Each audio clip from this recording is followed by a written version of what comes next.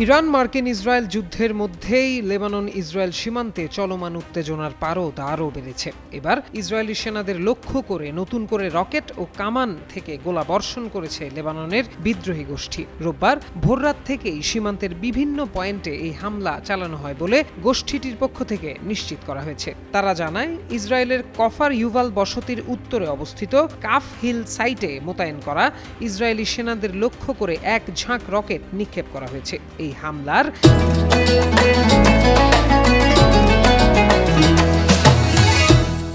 কিছুক্ষণ পরই লেবাননের সীমান্ত সংলগ্ন শহর মেইস আল জাবালের ঠিক বিপরীতে অবস্থিত জিবিয়া পয়েন্টে অবস্থানরত ইসরায়েলি সেনাদের ওপর কামান থেকে ব্যাপক গোলাবর্ষণ করা হয়। রোববারের এই হামলাগুলোর মাধ্যমে দিন শুরু হতেই ইসরায়েলি বাহিনীর ওপর অন্তত 4টি বড় ধরনের আক্রমণের দায় স্বীকার করল লেবানন ভিত্তিক গোষ্ঠীটি। সীমান্ত এলাকায় দুই পক্ষের মধ্যে গত বেশ কিছু সময় ধরে চলা তীব্র লড়াইয়ের অংশ হিসেবেই এই হামলাগুলো চালানো হয়েছে।